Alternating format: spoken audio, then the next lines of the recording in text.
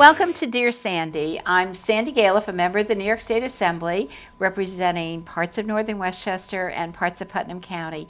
And that kind of goes right into the discussion we're going to have today about the two counties that I represent, both Westchester and Putnam. And I have as my guest Catherine Borgia, who is a Westchester County Legislator and now Majority Leader of the Westchester County Board. Welcome, Catherine. Thank you, Sandy. And Barbara Scuccimarra, who is the County Legislator from District 1 and head of the Economic Development Committee. Yes. So it's so great to have you. And Good to be here. You know, there's just, different counties are doing different things and some same things. So let's just talk about it. We have a new year. We're into 2014. Catherine, what are some of the issues that you've started talking about this year? Sure.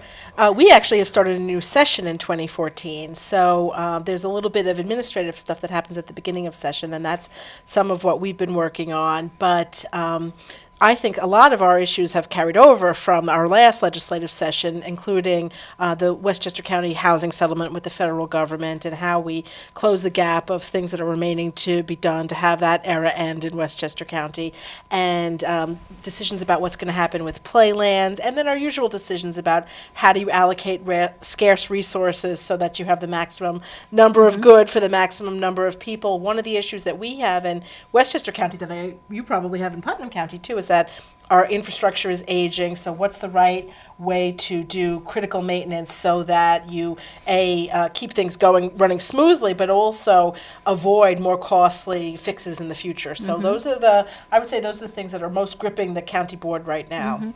And you said that your county board is restructuring because very different from Putnam, but you all run, the 17 legislators all run the same year. Correct. So that's kind of crazy. Kind of. And so on the Putnam County Board, Barbara, how many legislators We have are in 9. there? 9. 9. But you have It's Staggered. every 3 years. It's staggered. So the older ones stay on and help the newbies, learn the ropes, which has been a godsend for us. And, right. And you're one of the new people. You've been I am there one of the about a new year. people. My first year was a very busy year, but this year has already outdone that year already. I can see it, the writing on the wall that I'm going to be a really busy woman, but it's good. We've been appointed to our committees. I'm chair of economic development.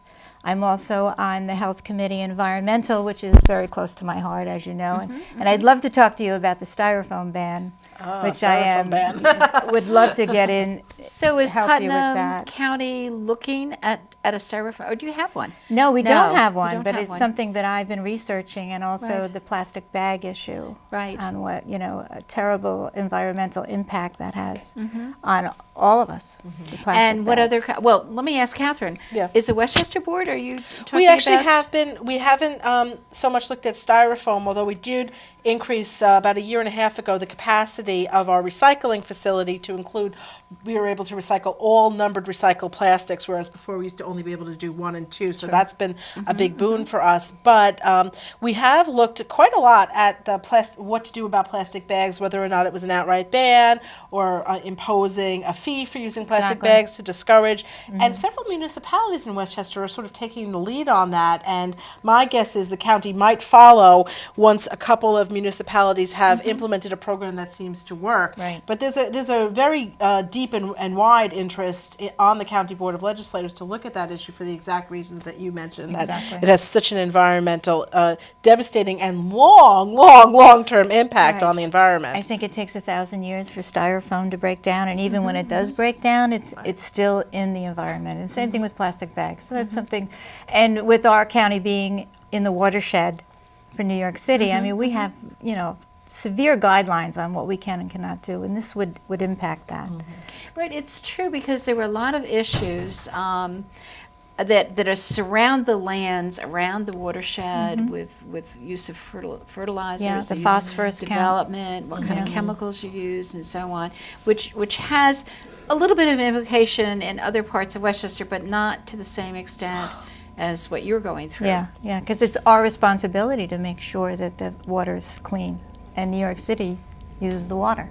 Right. So, it's difficult. I love having the reservoirs in our area, and I love the fact that Putnam County, Phillipstown especially, is 49% park. I mean, I think that's a wonderful thing. It But, really you know, is, it yeah. comes with a lot of baggage. You know, we have to maintain it and uh-huh. take care of it. Yeah, exactly. But that's our economic driver also. That brings in tourists, and that's a big part of, you know, Phillipstown is the tourism. Right. So- Well, let me talk about that too, because I don't know where taxes fit into all this, but you know, you talk about a lot of land that's parkland. So Right. obviously, although the state has finally paid Thanks to you Thanks and, to and you, Betty Bunny. yes. Thanks to some money, you. but it isn't all of what you'd Right, want, you right. know. So, so are the tax issues? I know, you know, in Westchester, the tax issues are around. I'm sure they're around in Putnam County. What? Yeah. What? Well, how are I you mean, addressing Westchester it? has the dubious distinction of being the highest tax county in the United States. And of course, as you know, as many people know, it's from a combination of a lot of different factors. But I do think that, you know, and I'm sure you will be thinking a lot about this in your role as economic development. I mean, one of the things that mitigates the need for property taxes is the addition of sales taxes. So tourism is a very significant driver of Right. that. And we have, in Westchester County, we did have a good year for our sales tax, and we actually went, you know, we did much better than we projected in our 2013 budget for our sales tax. So I think that it is very wise to make the kind of investments in economic tourism, because it does lessen the burden on your taxpayers, and also it's nice for your county to have people coming in and spending money and enjoying the beautiful resources that you have. And in Westchester County too, we are very blessed to have a lot of different types of tourism. We have historical tourism, we do have natural tourism, we are not quite as Rural. not quite as rural as Putnam County, but we do have a tremendous park system, an unbelievable park system. I think many people don't even realize all the park resources that we have in Westchester County. So I think it's incumbent on all of us to try to get as many people in to enjoy Exactly. those things for all of the good reasons, and also because it does help property taxpayers. We are fortunate to have Libby Pataki as our director of tourism. Who better? Who better? And she's really, you know, Putnam's new slogan is where the country begins, Putnam County. So that's a real driver for us. That seems like a little diss on Westchester, though. Sorry about that. Well, actually, Catherine, there is. It's almost like around Route 6 Yeah. in northern Westchester, and when you go north, you really start to feel it. I remember when I was first placed in Putnam Right. Valley. So I said in Putnam Valley, so where do I go to have a cup of coffee? That was a number of years ago. And it was, you have to go to Westchester to the shopping areas and so on. But because it was reflecting the fact that there, you know, there aren't necessarily a lot of shops. So enough. Cold Spring is a very different story. So I'm assuming that a lot of tax revenue, sales tax revenue, comes from the Cold Spring area. Some of it does too, but I think the main driver for the increase in sales tax was gasoline. Oh, okay. I really do. I mean, of course, Main Street contributed to the sales tax, and I think we're $2 million over our projected amount right now. But taxes are still, you know, a burden. And for our county, our budget is, you know, $139 million, but 73% of that is mandates. So it all goes back to the mandate problem. And I think instead of mandate relief, we need mandate reform up in Albany. We really need. Well, I think the one thing that we need to do, we started the process with Medicaid and taking over the administration over, I think it was through a 3-year period of time. And hopefully one day we can put all of the Medicaid expenses onto the state, which most states have done. Yeah. Right. I don't know that we start running all the jails and the probations and Well, everything Medicaid else, is but the biggest one. that's the biggest The one. biggest That's the biggest one. Is it in Westchester Yes, also? it is. But, you know, of course, Westchester also probably has the highest or one of the highest incomes in New York State. So it's a little bit of a double-edged sword for Westchester County taxpayers, because if the state takes over the cost, that's obviously coming from income taxes. That's so, right. So I think, you know, of course, I think we should always look at all of the ways that we do government and do it in a smarter The way. big picture. The big picture, you're 100% correct. But I also think that maybe there's just smarter ways of doing things too, and maybe there's some programmatic reforms, or also as you know, as we all are big proponents of the sharing of services or doing things on a more regional Consolidation of basis. service. Consolidation and sharing of services so that things cost less. That's really what we need. Right. That's really what we need. And I know our county executive, Marianne Odell, is really taking a look of each department and going over and scrutinizing how it's run. Like our seniors, they've already saved $100,000 this year without cutting services. And our transportation department, under Vinnie Tamagna, he has already put out a new RFP for transportation that's going to save the county over $1 million.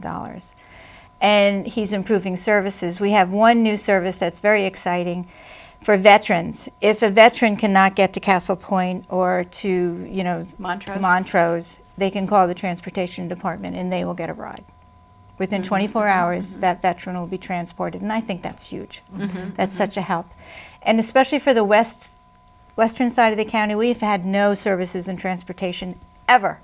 So we're looking into ways of bringing paratransit, bringing, the buses over to take seniors here and there. So Because it's it's very even exciting. harder thinking about where the country's rural. Yes, It to is get even anywhere. harder It's so to long, get someplace. Yeah. Right, the Yeah. distances are really... You can't walk down the street and flag a Yeah. bus, I think all governments need to do this, and a lot of people don't like the tax cap, and a lot of people do like the tax cap, but really, I think it has forced us all, on the state level too, because we have, within our state departments, we have stayed within the tax cap of 2%, but we've been able to do it because of merging of services. We had so many print shops, and we got ourselves down, I think, to 3 now instead of 17. And, you do a lot of these different kinds of things, merge a department with another. We did merge the real property tax office with tax and finance to make savings. And actually, there's some very good programs that come out of it, with technology and so on, that is in one department, not in another, and you take advantage of it. So, and I know Catherine,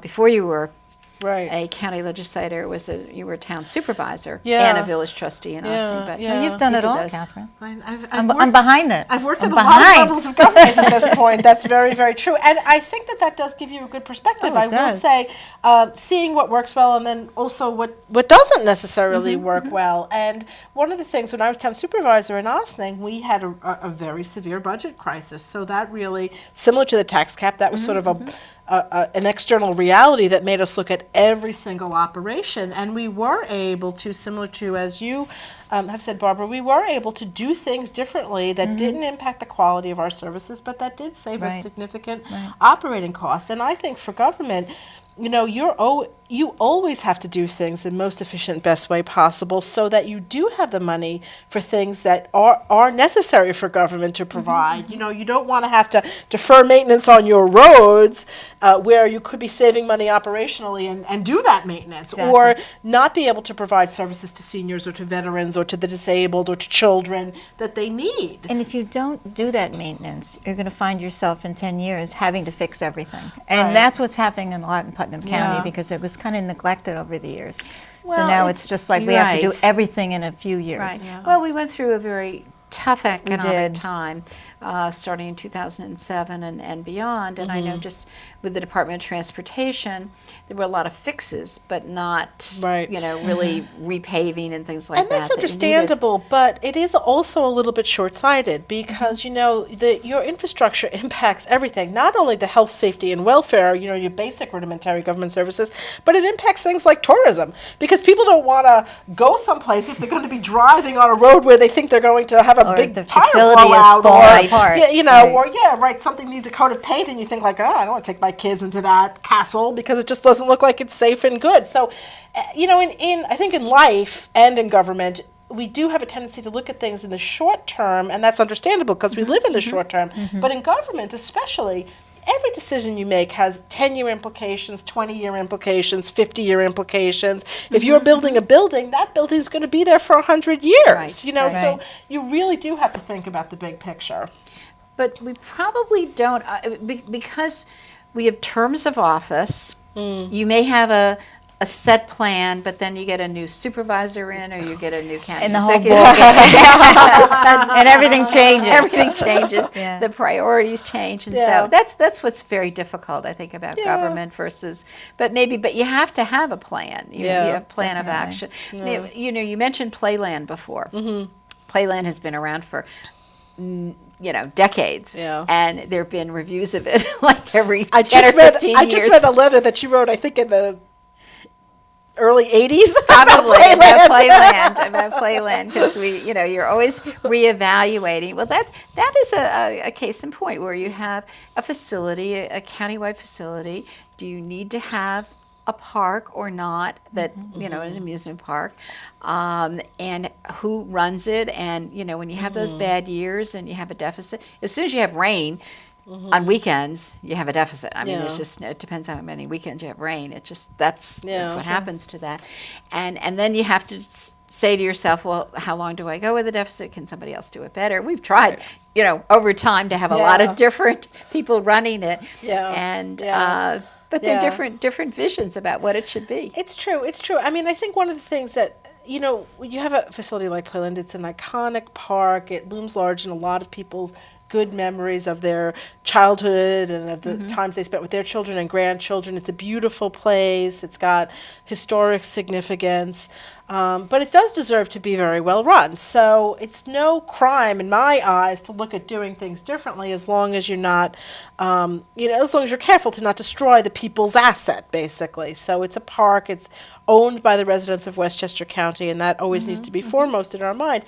But there are ways to make it a little bit more immune to some of the things you're talking about. Obviously, the ride part of the park is always going to be weather dependent, but there are other facilities there. We have a beautiful, beautiful ice casino in this gorgeous Art Nouveau building that was very, very severely damaged in Hurricane Sandy, but the opportunities now to create a facility that can really be used on a year-round basis is there. So when you think about those things, even when it's a from disastrous circumstances like a devastating storm, that's the opportunity to say, okay, it was wonderful the way it was. How do we make it even better? How do we make it more profitable? Things like having restaurants at Playland that are open mostly year-round.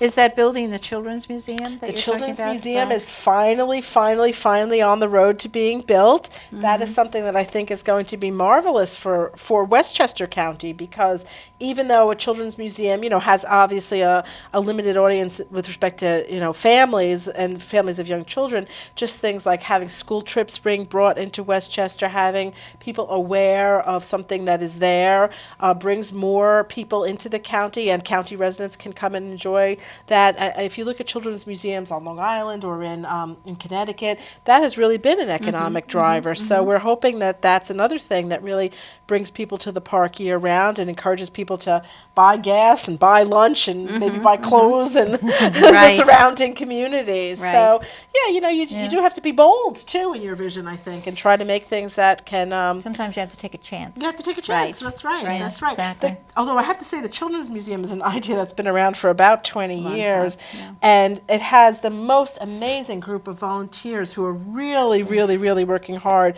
to make it happen. So, citizen involvement is also a big component to success. Exactly. I think that's happening, a little bit on the west side of the county with the fjord. I mean, you have... Which is very exciting, the Fjord Trail. Right. Yeah. Yes, Tell us yes. a little bit about it. They just got a grant also, the CFI funding, is that what it's called? They got $100,000 to start.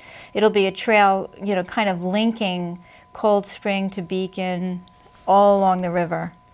And it's, through the Breakneck Tunnel. It's just going to be a fabulous. But we're still a long way from it. I know Richard Shea has been working tirelessly on this, and the county's going to partner and help us do some parking lots, which we really need. You have to park the people before you can put them anywhere. Before you even start the trail, you have to park the people. Either they come by train, Right. Yes. or they have to park, and then they walk and then hike and all Yeah. those wonderful things. Because right there is Breakneck Ridge, which is one of the most popular hiking spots on the East Coast. So it's tremendous. And believe me, I haven't hiked it in years, and I don't think I could because it's a tough hike. Yeah. But that's the corridor that they're thinking And of that must putting bring this. people, that Oh, must sure bring it people does. even far out of the So region we're going to there. try to bring the Yeah. trolley and, have the people come from the train station and take the trolley up to the spearhead of the trail. So that's another really exciting thing that we're I love exploring. that trolley. The trolley is wonderful. Actually, Peekskill has a trolley that they've actually loaned to. Well, it isn't a city trolley, No, but it it's was a loaned to private Ossing business, one but- time. yeah. But you have the trolley, which is great, and it Yeah. goes other places too. Yeah, it goes to Boscobel because we have the Shakespeare Festival, and we want to, expand where the trolley is going. And I would like to put docents on the trolley to explain a little bit about our history because we're so, we have such tremendous history with Foundry Cove, the Right. Foundry Museum. So we have a lot of Manitoga. We have so many places to visit. But the Shakespeare Festival, brings 30,000 people a year to the Shakespeare Festival. Right, I know it brings It's me. amazing. It brings me too. It brings me too. We've actually gone together. Yeah, that's a wonderful. It's a that's wonderful It is thing. wonderful. And when you think about our two counties, and then we have other. Obviously, we all go to New York City, the next county, but we also go north, and you have the walk over the Hudson Bridge, We have the Dia. right? And the DIA. So we are so interconnected as Yeah. counties. We may be doing our own things, but I think we are trying to draw from each other and to bring in those tourism dollars and Well, you touched upon it too, Barbara. There's such rich history in the whole Hudson Valley. There is. It makes sense to connect up. In the Hudson River, it's just a wealth of opportunity for people to come, day trippers. I mean, we're a day trip because we have no large hotels, which is another thing that we really need to work on. So we're more weekenders, bed and breakfast and day trip things, but we're encouraging that. Take the train up, come and see what we have to offer. And we're even doing it's going to be shown at the county address, a video. The tourism is doing like a little movie of Putnam County. So I'm looking forward to seeing that. That was one of Libby's ideas, so that'll be great. Well, you have to tell people, you have to educate people. Yeah. They have to know what's going on because otherwise these wonderful assets sit there and they're just not used to the extent that they should be. Yeah. And you know what? I think that's always hard, isn't it? It is. To educate on issues or tourism sites or whatever it is. It is. But I also think once people know about these things, it really so enriches their lives, their quality of lives. We're so lucky to have all this stuff within a day's distance. Yeah, So exactly. it's good for people to take advantage of it, and it's sort of our job to make sure people know Right, that right. Right. these things We're are trying. available to them. We're trying. Yeah.